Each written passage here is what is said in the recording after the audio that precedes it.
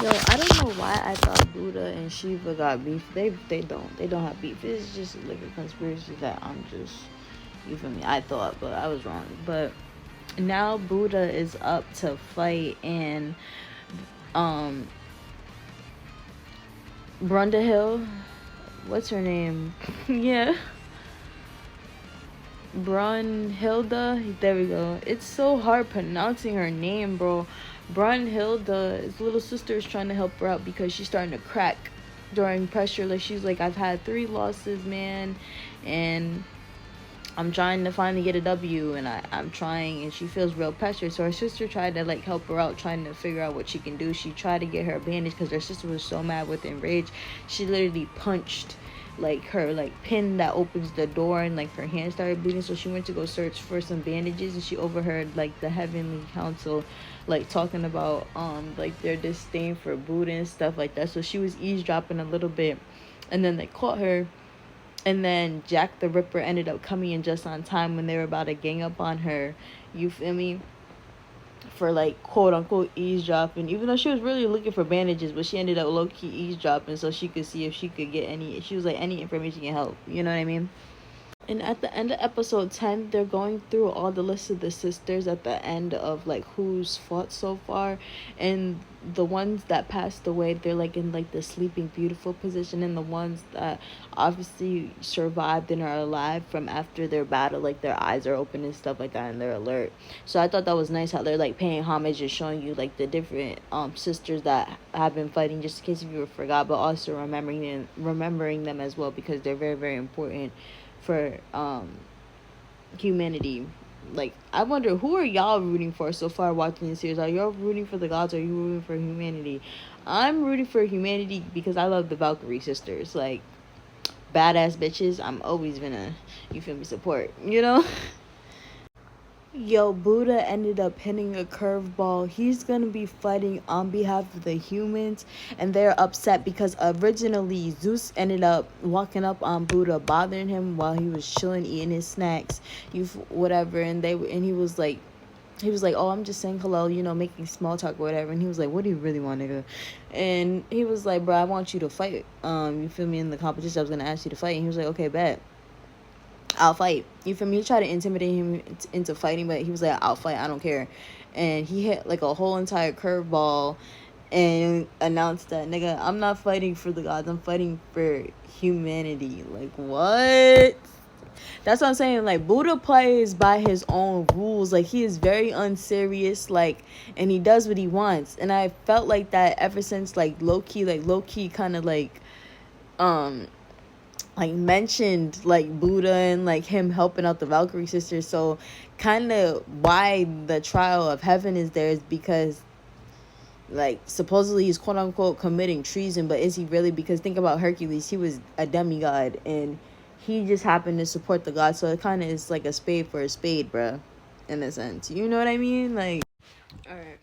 So I already told you about Jack the Ripper. I rewinded it because I'm like painting my toes right now, and I just wanted like a refresher or whatever. But um, I already told y'all that Zeus like pressed Buddha, and one thing about Buddha is that he's a free spirit, so he does what he wants to do. He agreed to fighting, but he agreed to fighting on his own terms. So he decided that he wanted to fight. Simi, no.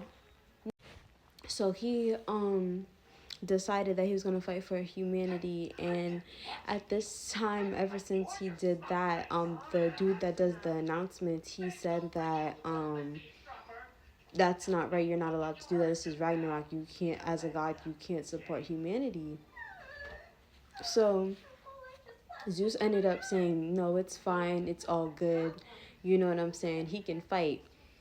um so um Then Zeus came down and said, nope, it's perfectly fine. So then he ended up showing his person that he ended up picking. He ended up picking the 7 gods of fortune. So like it all made sense as to why Loki said that to Buddha, and then they showed up. So it was like being foreshadowed, like everybody who will be fighting in season 3, and then as well as fighting now. So the weird thing about the seven gods of fortune is that they morph all into one. So literally the biggest one, I forgot his name, I'm gonna put it in, he ends up standing there and they all jump into his body and absorb and form him into, what's the name again? They morph into Zerofuku, so I'm interested to see how this battle is going to go. Buddha against Zerofuku, and also Buddha before the match even started had a conversation with Brunhilde, and she was talking about like good luck and stuff like that, and he was basically saying like I know you like tricked me into helping you like win this, or like you like tricked me into like fighting because you knew if Zeus asked me to fight that I would fight, and that it because he pressed me and forced me that I would willingly do it, but do it in my terms as far as helping you. So he was like I'm gonna get you, he said that. So I don't know what's gonna happen. So say if he wins, I don't know what their relationship is gonna look like after that, because Buddha, that's the reason why the seven gods even showed up, because he helped her with the Seva Vandana,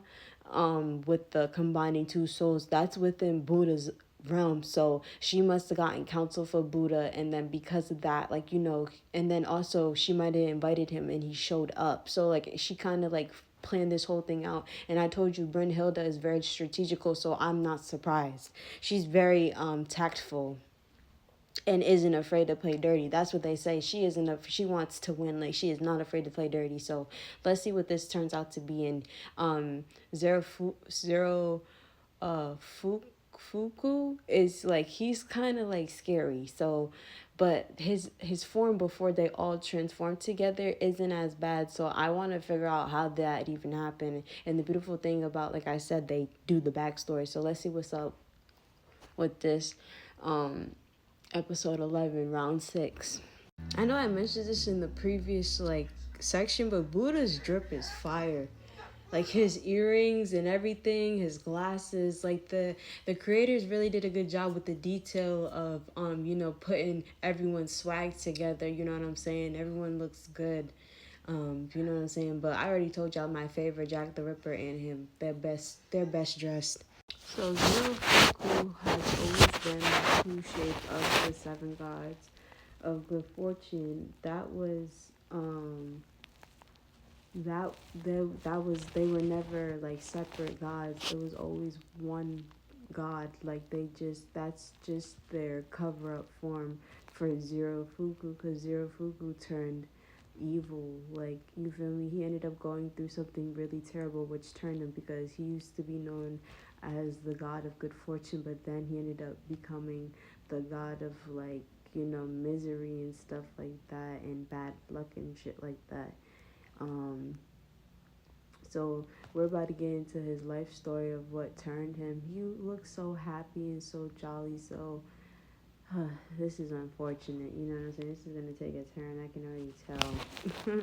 So Zero's like story, he ends because he's such a happy person. He wants to see other people happy. He's such a people pleaser to the extreme, to where he ends up going into a village to see how the people are doing. The people are doing like really really bad, so he absorbs all their pain into himself, and he did that for years.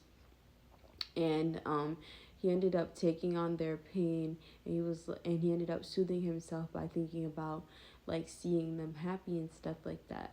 So he's in excruciating pain because he took on everyone's pain, and it made him darker, mind you. So now he goes back to the village to check on the people after taking on so much pain from them. And he went to go see that the people are like trashy, like they're not in pain, but they're ungrateful, and like didn't see the good in what he did for them. So he kind of feels like, damn, like they took advantage of me. And then it came to a scene to where he was in the village, and someone like bumped right into him, and it was the first person that he saved. He was so happy that he grew up, and the guy literally spit near him after like knocking him over, and called him a street urchin and told him to clean up. And little did he know that he literally is dirty because he absorbed his pain.